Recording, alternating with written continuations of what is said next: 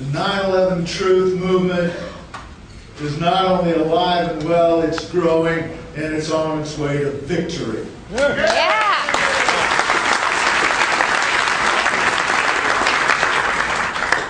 Be in contact with me. It's got my phone number on it, rings in my house. It's got the website, bowman2006.com. Get involved in my campaign however you can, and get your friends involved as well.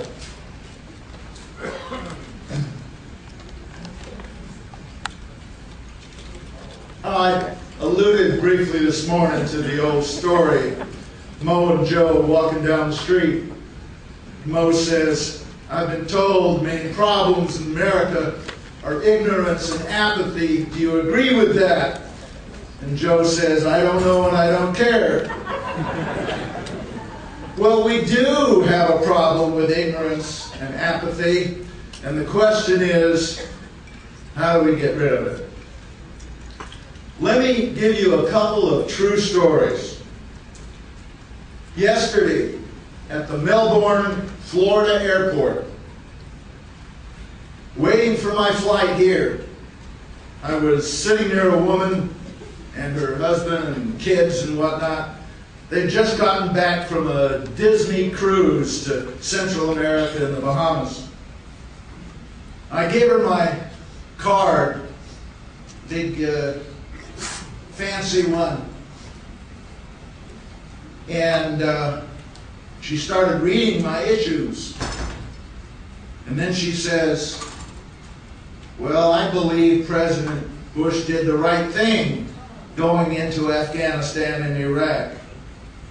He had to do something after 9/11. God, I love a good straight man.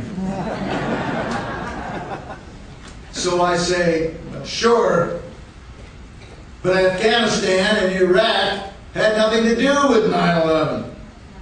Osama bin Laden and Saddam Hussein were bitter enemies because Saddam had a secular state, not an Islamic one." You know, when I taught at the War College, the official U.S. government textbook for the region praised Saddam Hussein as the most enlightened leader in the Middle East. He had done so much for his people in terms of education and health care and religious freedom and rights for women. It was all true. Yeah, he was a dictator, but he was our dictator. Until we needed a new enemy after the Soviet Union disappeared. A new excuse for our huge defense budget.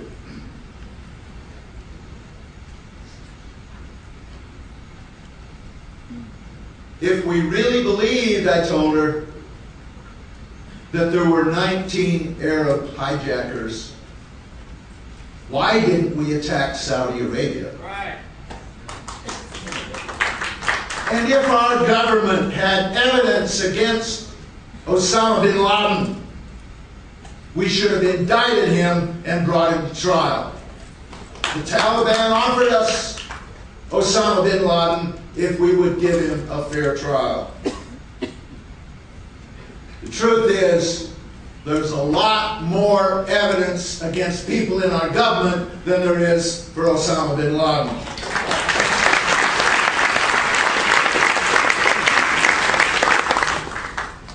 Then I started talking about 9/11 truth. And she said, "Well, you've certainly given me a lot to think about." And then about 45 minutes later, we were on the plane, and she walked back about 10 rows from where she was seated to talk to me. And she said, "Thank you for what you're doing. I hope you get elected to Congress. We need you."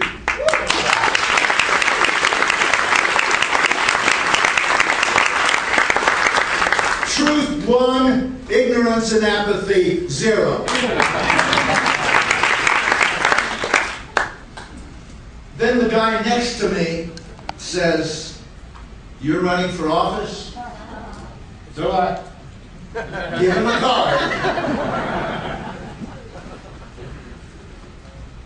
Turns out he's from a tiny village in Alaska, hundreds of miles from the nearest road. The only way you can get there is by flying in and out. And he runs a air taxi service taking tourists to isolated spots to hunt grizzly bears and moose. On 9/11, one of his pilots was flying to pick up a hunter and bring him out of the wild when all non-military aircraft were supposed to land. Before he knew it, 2 F-16s were alongside, ordering him to land. There was nothing but mountains and pine trees, and he couldn't even land that Super Cub if he wanted to. The F-16 zoomed up into the air, and he thought, well, they're gone at last. Next thing he knows, whoosh! They're coming straight at him, and one goes on either side of him and just scare the pants off of him. Well, after hearing that little story, I turned to my seatmate and I said, "Isn't it funny that they could find and intercept a tiny single-engine Super Cub in the middle of nowhere flying below radar, yet couldn't intercept 4 airliners flying around the northeast of the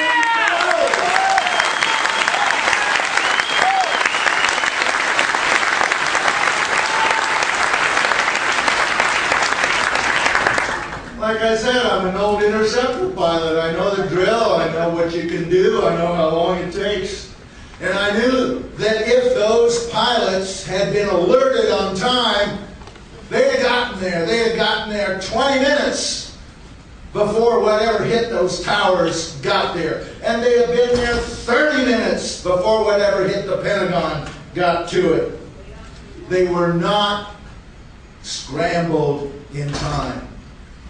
There was an inordinate delay. Now we know at least part of that was due to all of these exercises simulating exactly the same thing happening that morning. We know at least part of it was due to the fact that most of the interceptors that normally protect the Northeast Corridor were out over northern Canada or out over the Atlantic chasing ghost aircraft on radar, false blips. And those exercises directed by Dick Cheney. If our government had done nothing on 9/11 and just let normal procedures happen, the Twin Towers would still be standing and thousands of dead Americans would still be alive.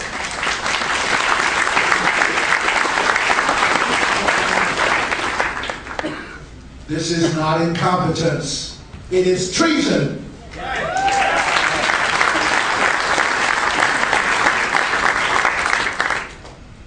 And you know what?